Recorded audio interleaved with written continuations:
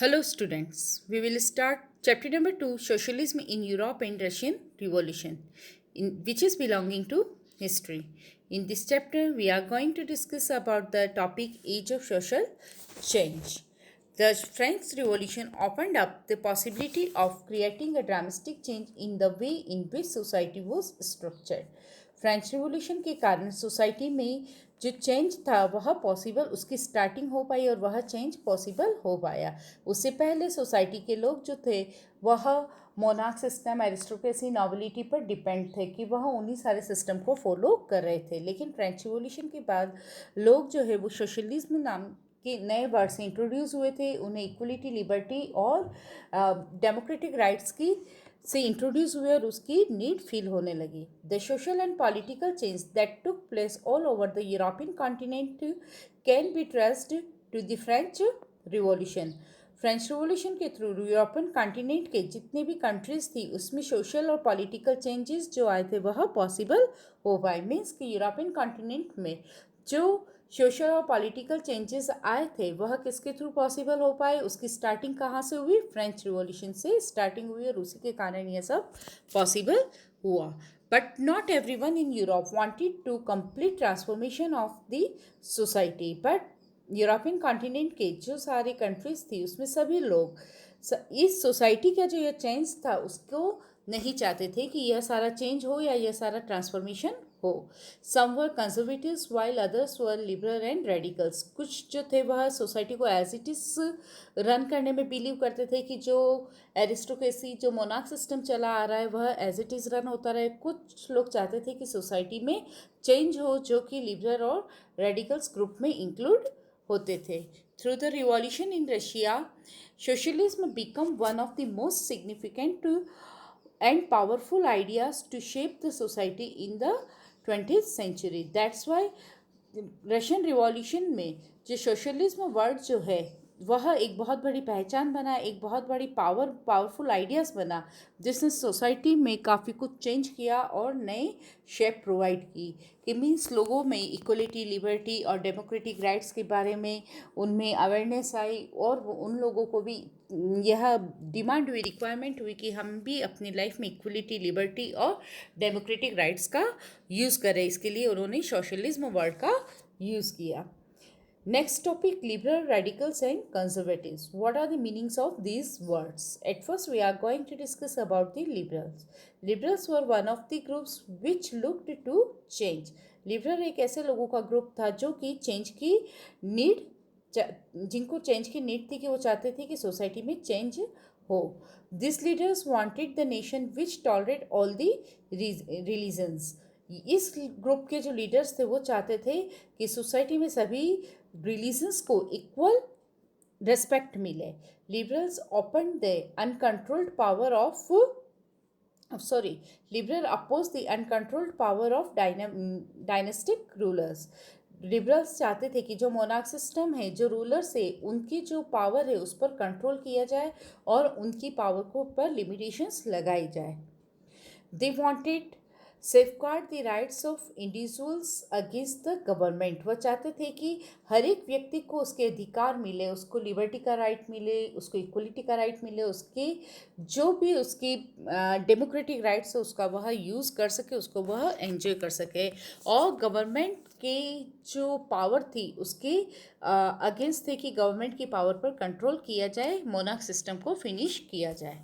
Liberals argued for the representative elected parliamentary government subjects to law in interpreted by the all-trained judiciary that was independent by the rulers and officials.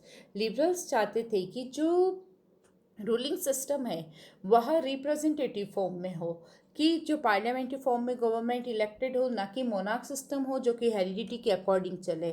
और जो judiciary system है वह भी free and fair हो, कि जो ना किसी भी रूलर्स की अंडर प्रेशर में वर्क करे, वह किंगडम, मोनार्क सिस्टम और किसी भी पॉलिटिकल पार्टी के अंडर में अपना जजमेंट नहीं करे, वो कम्प्लीटली इंडिपेंडेंट हो। इसलिए वह इंडिपेंडेंट जुडिशरी को रिक्वायरमेंट चाहते थे और elected parliamentary form of government की नीड थी उन्हें, कि वह उनकी रिक्वायरमेंट थी कि जो गवर्निंग सिस्टम हो वह हेरिडिटी के अकॉर्डिंग नहीं हो जबकि वह इलेक्टेड हो। They felt men of property should have the right to vote. They also did not want to the vote for women. But liberal क्या चाहते थे कि वो चाहते थे कि जो वोट देने का राइट है वह प्रॉस्परस और रिचर सेक्शन से रिलेटेड जो मेल पर्सन हो उन्हें ही वोट देने का राइट दिया जाए। मीन्स जो सोसाइटी के प्रॉस्परस और वेल्दी पर्सन हो, मेल, ओनली मेल पर्सन, उन्हें ही वोट देने का राइट दिया जाए और पुअर और वुमन को, पुअर मेल पर्सन और वुमन को वोट देने का राइट नहीं हो। तो लिबरल्स की सारी डिमांड अच्छी थी कि वह चाहते थे कि मोनार्क सिस्टम फिनिश हो जाए, लोगों को अपना रिप्रेजेंटेटिव इलेक्ट करने का राइट मिले, सबको लिबर्टी, इक्वलिटी और डेमोक्रेटिक राइट्स मिले। बट यहाँ पर वह चाहते थे कि वोट देने का राइट्स जो है वो सोसाइटी के सिर्फ उन मेल पर्सन को हो जो कि प्रॉस्परस और वेल्दी हो, पुअर मेल पर्सन और वुमन को वोट देने का राइट नहीं हो। Next, radicals. Radicals other group है जो कि सोसाइटी में चेंज की नीड चाहता था, लेकिन इनके चेंज लिबरल ग्रुप्स के लोगों से डिफरेंट थे। They want a nation in which government was based on the majority of countries population. वह इस टाइप की गवर्नमेंट की रिक्वायरमेंट चाहते थे जिसमें जो इलेक्शन हो, जो गवर्नमेंट बने वह किसके थ्रू इलेक्टेड हो, कंट्री के जो पॉपुलेशन है, मेजोरिटी में पॉपुलेशन के द्वारा जो इलेक्टेड होगी वही रिप्रेजेंटेटिव अपनी गवर्नमेंट बनाएगा। मीन्स वोटिंग सिस्टम होगा यूनिवर्सल एडल्ट फ्रेंचाइज के थ्रू, और सभी लोग जो होंगे उस सिस्टम के अकॉर्डिंग सभी लोग इलेक्शन में पार्टिसिपेट करेंगे, वोट देने का राइट रखेंगे, और उस तरह से मेजोरिटी से जो इलेक्टेड पर्सन होगा वही रिप्रेजेंटेटिव बनेगा, वही गवर्नमेंट बनाएगा। They support universal adult safeguard including voting rights for woman. वह यूनिवर्सल एडल्ट सेफगार्ड के अकॉर्डिंग सभी जो भी रूल्स के अकॉर्डिंग वोट देने का जो भी राइट रखते हैं उन सारे पर्सन को, चाहे मेल हो या फीमेल हो, चाहे रिच हो या पुअर हो, सभी लोगों को वोट देने का राइट दिया जाएगा यूनिवर्सल एडल्ट फ्रेंचाइज के according. Unlike liberals, they oppose the privilege granted to rich land owners and the wealthy factories owners. जबकि लिबरल क्या चाहते थे कि जो सोसाइटी के प्रॉस्परस और रिच पर्सन है, जो फैक्ट्रीज के ऑनर्स हैं, जो कैपिटलिज्म जो है वह वोट देने का राइट रखे। लेकिन रेडिकल्स ऐसा नहीं चाहते थे। वो चाहते थे कि सोसाइटी का हर एक व्यक्ति यूनिवर्सल एडल्ट फ्रेंचाइज के अकॉर्डिंग वोट देने का राइट रखे। They felt all citizen should have the right to vote. They oppose the privilege of the rich और मैन ऑफ प्रॉस्पेरिटी। वो सोसाइटी में जो रिच और मैन के लिए जो प्रॉस्परस मैन ऑफ प्रॉपर्टी, जो व्यक्ति के पास बहुत सारी प्रॉपर्टी है, जो काफ़ी प्रॉस्परस और रिच और वेल्दी पर्सन है, उसका वो अपोज करते थे। वो ये चाहते थे कि जो भी प्रॉपर्टी है उसको इक्वल फॉर्म में सोसाइटी में डिस्ट्रीब्यूट होना चाहिए। They were not against the private property. वो प्राइवेट प्रॉपर्टी के अगेंस्ट नहीं थे, लेकिन जो प्रॉपर्टी का राइट्स है वो सभी लोगों को इक्वल फॉर्म में मिले, ऐसा रेडिकल्स की डिमांड थी। Next topic, conservatives. कंजर्वेटिव्स जो थे वो रेडिकल्स और लिबरल्स के अकॉर्डिंग चेंज की नीड नहीं चाहते थे। दे अपोज्ड लिबरल एंड रेडिकल्स। उन्होंने लिबरल और रेडिकल्स का अपोज किया, उनके विचारों का कि सोसाइटी में चेंज की नीड नहीं है। They gradually oppose the ideas of change in the 18th century. उन्होंने 18th सेंचुरी में तक तो वह इस चेंज का जो आइडियाज था उसका अपोज करते रहे। But by the 19th century, they expected that some changes were inevitable, but believed that it had to be brought the gradual process. उसके बाद धीरे धीरे उन्होंने चेंज को एक्सेप्ट तो किया कि ठीक है कि सोसाइटी में चेंज होना चाहिए, लेकिन वह चेंज कैसे होना चाहिए, स्लोली, धीरे धीरे। कि एकदम फास्ट आप चाहते हो कि किंग को अपनी थ्रोन से रिमूव कर दिया जाए, उसके सारे राइट्स उससे ले लिया जाए, तो ऐसा नहीं होना चाहिए। जो चेंजेस है वो किस फॉर्म में होने चाहिए, ग्रेजुअली होनी चाहिए, धीरे धीरे होने चाहिए। They respected post all traditions and customs. जो किंग है उनकी जो पास्ट उनकी जो रेस्पेक्ट है वह बनी रहे, उनकी जो ओल्ड ट्रेडिशंस है, जो कस्टम्स है, कल्चर है, कि किस तरह से किंग को रेस्पेक्ट दिया जाता है, उसका सोसाइटी में क्या इमेज होती है, उस इमेज को एज इट इज़ रहने दिया जाए। Next topic, industrial society and social change. It was the beginning of the Industrial Revolution. Men, women, and children were pushed into the factories for low wages. Industrial society and social change. Industrialization जब start हुआ था, industrial revolution European continent में, तब क्या हो गया था कि इस इंडस्ट्रियल रिवॉल्यूशंस के थ्रू बहुत सारी इंडस्ट्रीज जो थी वह राइज अप हुई. और जब इंडस्ट्रियलाइजेशन हुआ तो उसमें वर्क करने के लिए लेबर की नीड होने लगी. तो लार्ज नंबर में मेन, वुमन और चिल्ड्रंस को जो था वो इंडस्ट्रीज में एज ए लेबर वर्क करने के लिए खींचा गया, उन्हें लाया गया. बट उन्हें बहुत ही लो वेजेस दिया जाता था. उनकी लेबर के अकॉर्डिंग वेजेस फैक्ट्रीज में बहुत ही कम दिया जाता था. Liberals and radicals who were the factory honours felt that the efforts must be encouraged so that the benefits of the industrializations may be passed on the workers.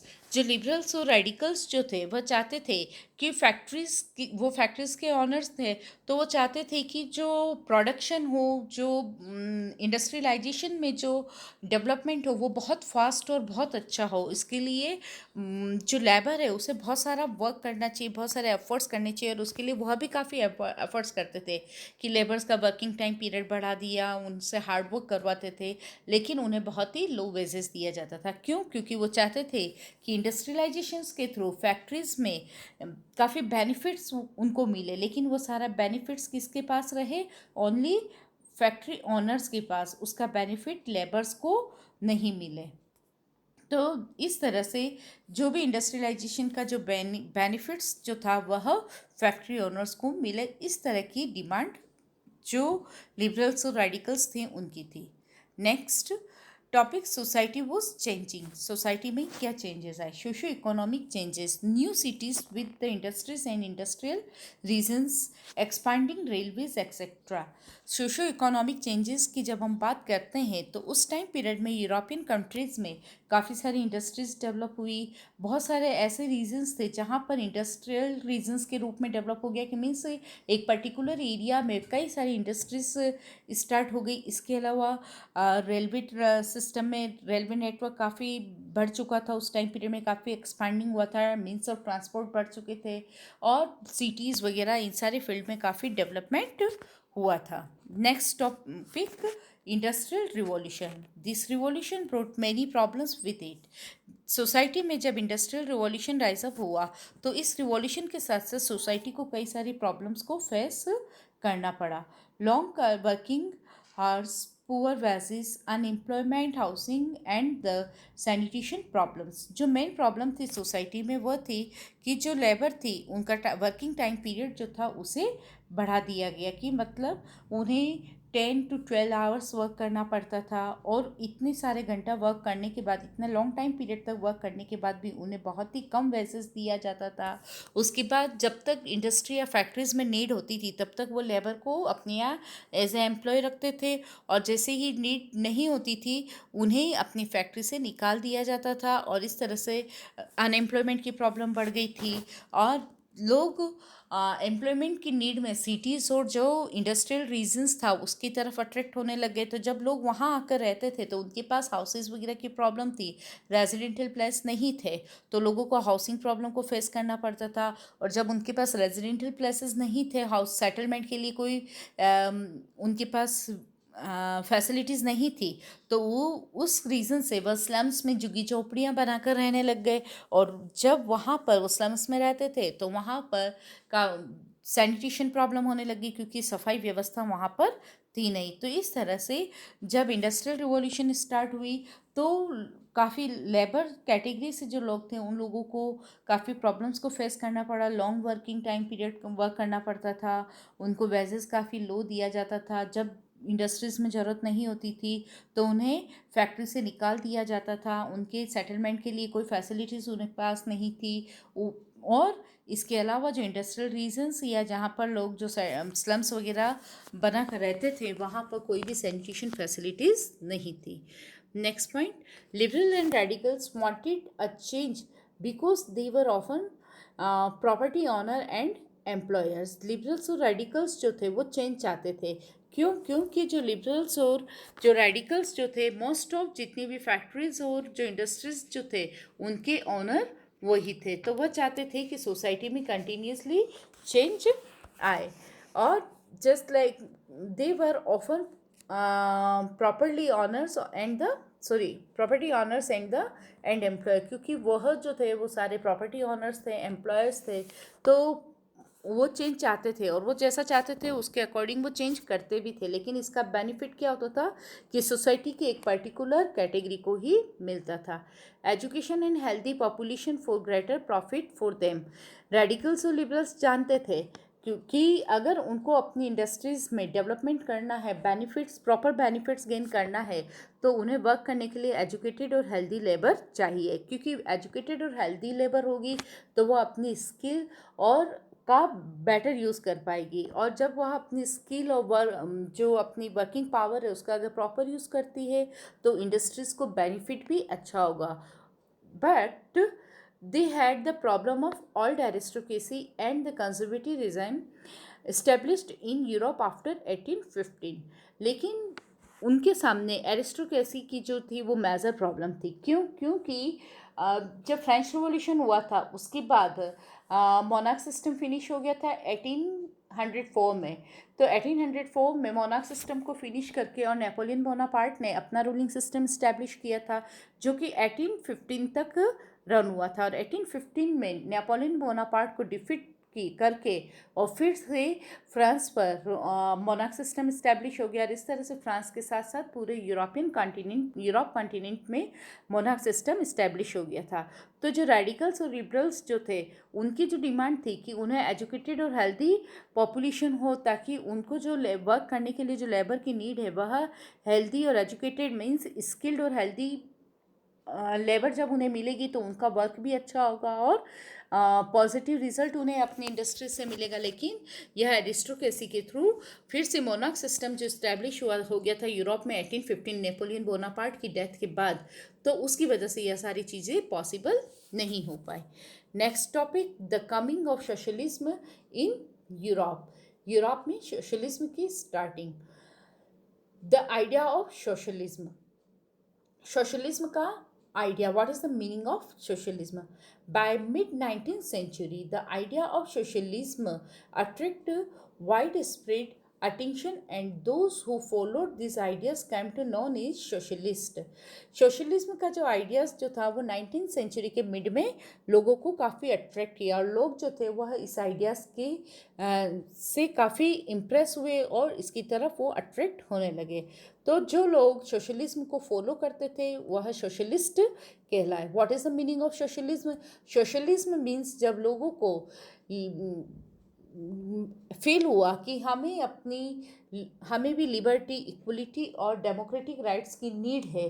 तो जब लोगों को citizens को लिबर्टी और इक्वलिटी और democratic rights का meaning समझ में आने लगा और उसकी रिक्वायरमेंट फील होने लगी, तो इस तरह से यह जो व्यूज़ जो थे, यह जो आइडियाज़ जो थे वह सोशलिज्म के आइडियाज़ थे, और यह इन सारे सिस्टम को फॉलो करने वाले पर्सन सोशलिस्ट कहलाए।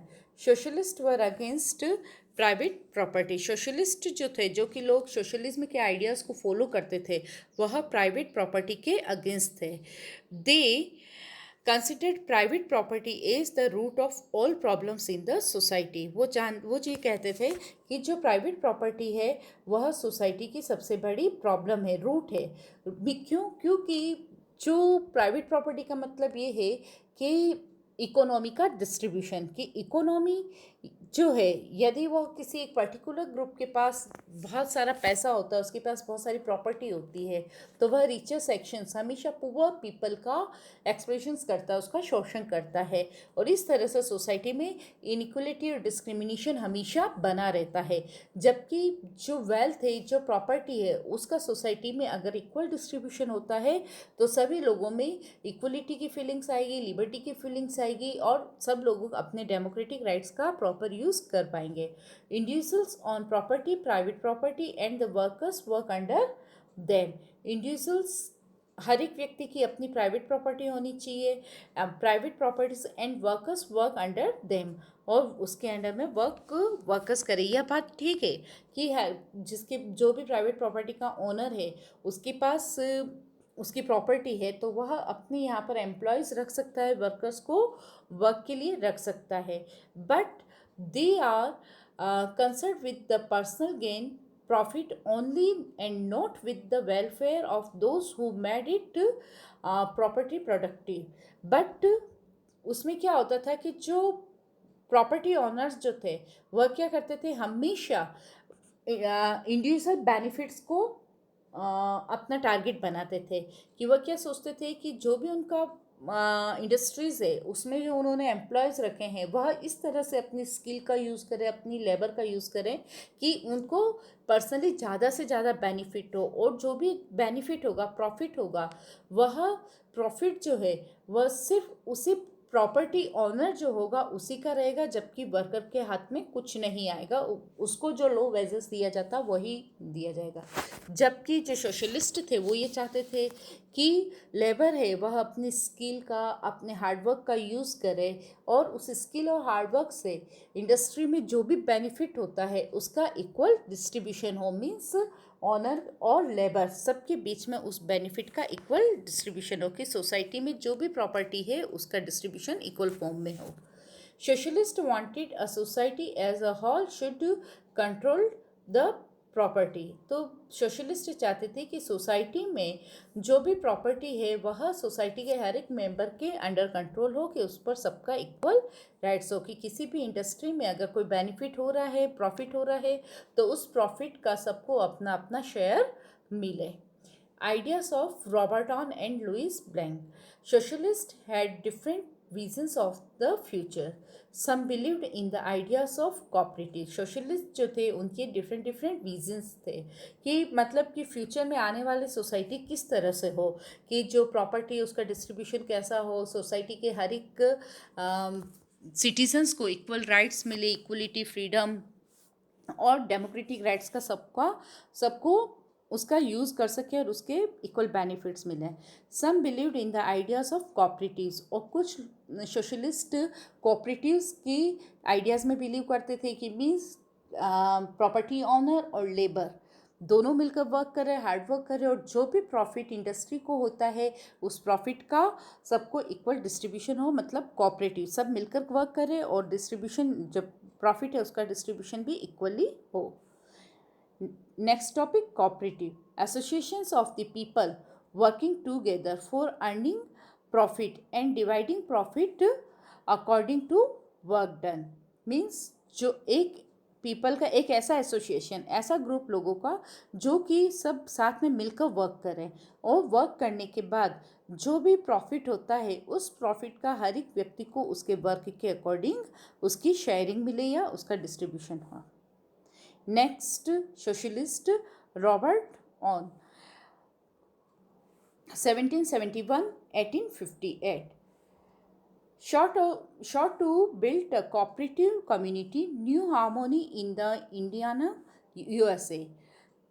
रॉबर्ट ऑन जो थे उन्होंने कोऑपरेटिव कम्युनिटी को इस्टेब्लिश किया, और जो कि इंडियाना मतलब यूएसए अमेरिका में, और इस तरह से उन्होंने कहा कि सभी लोग जब एक साथ मिलकर वर्क करेंगे एक दूसरे, तो वह वर्क ज़्यादा अच्छा होगा, और उस वर्क के बाद जो भी इंडस्ट्री को बेनिफिट मिलता है, प्रॉफिट मिलता है, तो उस प्रॉफिट का हर एक व्यक्ति को उसके वर्क के अकॉर्डिंग उसका शेयर मिलना चाहिए through the collective individual initiative. और इसी तरह से हर एक व्यक्ति को अपना वर्क का जो बेनिफिट होगा वह भी मिलेगा, और उसका प्रॉफिट इंडिविजुअली सबको अपना अपना प्रॉफिट मिलेगा। Louis Blanc 1813 to 1882। He supported government encouraged cooperative to replace capitalist enterprise। अब यह चाहते थे कि जो सोशल गवर्नमेंट जो है वह कोऑपरेटिव को सपोर्ट करे, कि मीन्स सब लोगों एक साथ मिलकर वर्क करें, और इसके जो सोसाइटी में to replace the capitalist enterprises. Means जो सोसाइटी में जो कैपिटलिस्ट एंटरप्राइजेस जो थे, मतलब जो फैक्ट्री ऑनर्स थे, उसको ख़त्म करके जितना भी जो प्रॉपर्टी है उसका इक्वल डिस्ट्रीब्यूशन हो। Government should be there to facilities cooperative, और गवर्नमेंट को लोगों को कोऑपरेटिव की फैसिलिटीज़ प्रोवाइड करनी चाहिए कि सभी लोगों को एक साथ मिलकर वर्क करना चाहिए, क्योंकि जब एक दूसरे को सब लोग सपोर्ट करेंगे तो वर्क प्रॉपर होगा और उसका जो भी बेनिफिट्स होगा वह सबको इक्वल मिलेगा, और इससे कैपिटलिज्म का जो सिस्टम है सोसाइटी में उसका एंड होगा। Next topic, ideas of Karl Marx and Frederick Engel. Karl Marx और फ्रेडरिक एंगल जो थे gave in appropriate ideas about how the society should be structured under socialism, कि सोशलिज्म के अंडर सोसाइटी का form कैसा होगा, कि जो चेंज फॉर्म है सोसाइटी की आने वाले समय में सोसाइटी किस तरह से होगी, कि किस तरह से सोशलिज्म समाजवाद के अंडर में सोसाइटी किस तरह से डेवलप होगी। They argued that the industrial societies was capitalistic, कि वो चाहते थे, वो ये कहते थे कि जो इंडस्ट्रियलाइजेशन है वो सोसाइटी को क्या बनाती है, मतलब कि वो पूंजीपति व कैपिटलिस्ट कैटेगरी के जो लोगों को है बेनिफिट्स प्रोवाइड करती है। Capitalist on the capital invest in factories, और जो कैपिटलिस्ट हैं वह अपना जो मनी है उसको वह फैक्ट्रीज में इन्वेस्ट करते हैं, कि वह जितना भी बेनिफिट या प्रॉफिट लेते हैं उसका लेबर और वर्कर्स में प्रॉपर डिस्ट्रीब्यूशन नहीं करते, उसका वो क्या करते हैं इंडिविजुअली बेनिफिट्स लेते हैं, प्रॉफिट लेते हैं, और वो सारा इन्वेस्टमेंट अपनी प्रॉफिट के लिए ही करते हैं। दे accumulated wealth by the profit produced by the workers, they accumulated wealth, कि वह जो भी वेल्थ है accumulated wealth by the profit produced by the workers, की जो वर्कर्स ने जो भी वर्क करके, लेबर ने अपना वर्क करके जो भी प्रॉफिट को प्रोड्यूस किया है उसका बेनिफिट वर्कर्स को नहीं दिया जाता है, जबकि वह किसको दे दिया, वो सिर्फ जो ऑनर होते हैं वह ले लेते हैं। तो वो क्या, कार्ल मार्क्स क्या चाहते थे कि जो भी प्रॉफिट वर्कर्स के वर्क के अकॉर्डिंग जो गेन होता है इंडस्ट्रीज़ को, उसका बेनिफिट वर्कर्स को भी मिलना चाहिए, उसका जो भी डिस्ट्रीब्यूशन है बेनिफिट प्रॉफिट का वह सब लोगों में इक्वल फॉर्म में होना चाहिए। Workers were not getting any profit for their hard work, क्यों ऐसा क्यों होता है, क्योंकि जो ऑनर होता है वह सेल्फ सारा बेनिफिट ले लेता है, तो वर्कर्स को उसके हार्डवर्क का कोई भी प्रॉफिट नहीं मिलता, कोई भी बेनिफिट नहीं मिलता है। Marks believed that to free workers from the capitalist exploitations, workers had to construct a radically socialist society where all property was socially controlled, कि कार्ल मार्क्स बिलीव करते थे कि वर्कर्स जो है, वर्कर्स का जो कैपिटलिस्ट है, जो ऑनर है, उनके द्वारा शोषण होता है, तो इस तरह से workers had to construct the radically socialist, तो वर्कर्स चाहे तो वह कैपिटलिस्ट के अगेंस्ट अपना अपोज कर सकता है, और उस अपोज के बाद, उस वॉर के बाद जो भी फाइनल डिसीजन होगा, जो अगर वर्कर्स कैपिटलिस्ट के अगेंस्ट रिवॉल्यूशन करते हैं तो उस रिवॉल्यूशन का जो भी रिजल्ट आएगा एट लास्ट वह वर्कर्स के बेनिफिट में ही होगा। बहुत Karl Marx and Frederick believed that workers would triumph in their conflict with the capitalist, कि वो दोनों ये जानते थे कि अगर वर्कर्स जो है वह कैपिटलिस्ट के अगेंस्ट रिवोल्ट करते हैं तो उस रिवोल्ट का रिजल्ट क्या होगा, किसके फेवर में होगा, वर्कर्स के फेवर में होगा। Support for socialism, by 1817 socialist ideas spread through the Europe, 1817 century में सोशलिस्ट आइडियाज़ जो थे वो पूरे यूरोप में फैल चुके थे। To coordinate their efforts, socialists formed an international body, that is second international, और इन आइडियाज़ को स्प्रेड करने के लिए सोशलिस्ट ने एक इंटरनेशनल बॉडी बनाई जो कि वर्ल्ड की सेकंड इंटरनेशनल बॉडी थी, यूरोप की सेकंड इंटरनेशनल बॉडी थी। Similar associations were being formed everywhere in the world, और इस तरह से ऑल ओवर वर्ल्ड में सोशलिज्म को डेवलप करने के लिए, लोगों को अपने राइट्स दिलाने के लिए कई सारे ऑर्गेनाइजेशंस बने थे, एसोसिएशंस बने थे। जर्मनी में लेबर और को अपने राइट्स दिलाने के लिए और सोशलिज्म को इस्टेब्लिश करने के लिए working closely with the social democratic party SPD party की फॉर्मेशन हुई थी। इंग्लैंड में socialist and trade unionistic form the labour party in Britain by 1905 में इंग्लैंड ने लेबर पार्टी इन ब्रिटेन की फॉर्मेशन की थी, जिन्होंने सोशलिज्म को इस्टेब्लिश किया था। फ्रांस में सोशलिस्ट पार्टी इन फ्रांस में भी सोशलिस्ट पार्टी इस्टेब्लिश हुई थी। इस तरह से वर्ल्ड में कई सारी कंट्रीज़ में सोशलिस्ट पार्टी को इस्टेब्लिश किया गया, जिन्होंने लेबर और जो कॉमन पीपल थे उनको अपने राइट्स से इंट्रोड्यूस कराया और वर्ल्ड को सोशलिज्म की फीलिंग से इंट्रोड्यूस कराया।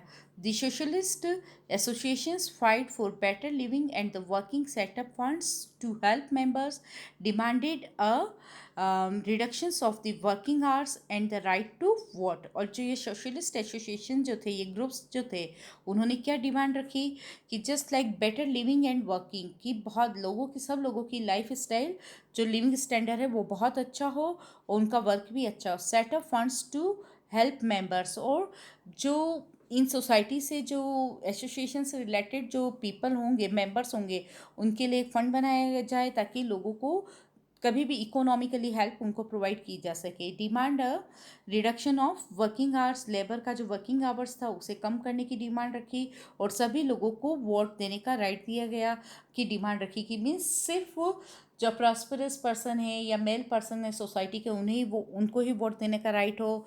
सोसाइटी की वुमन और जो पुअर मेल पर्सन है उन्हें वोट देने का राइट नहीं हो, इसका उन्होंने अपोज किया।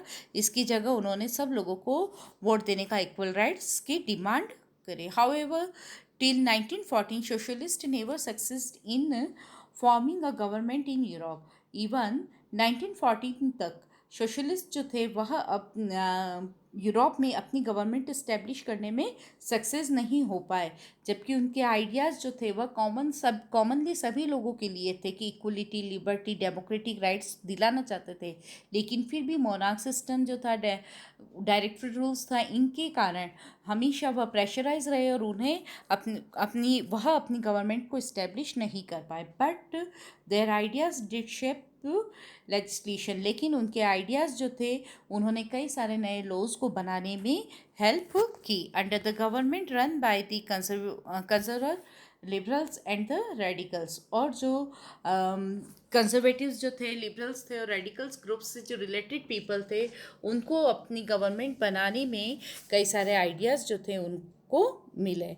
Under the government run by the conservative group से रिलेटेड लोग जब अपनी गवर्नमेंट रन कर रहे थे, लिबरल ग्रुप से रिलेटेड जब लोग अपनी गवर्नमेंट रन कर रहे थे, रेडिकल्स ग्रुप से रिलेटेड जब लोग अपनी गवर्नमेंट रूल कर रहे थे, तो जो सोशलिज्म के जो आइडियाज़ जो थे उससे वो लोग काफ़ी मोटिवेट हुए, और उनके आइडियाज़ के अकॉर्डिंग उन्होंने भी उनके आइडियाज़ के अकॉर्डिंग जो उनकी रिक्वायरमेंट थे उसके अकॉर्डिंग कई सारे लॉ की फॉर्मेशन हुई।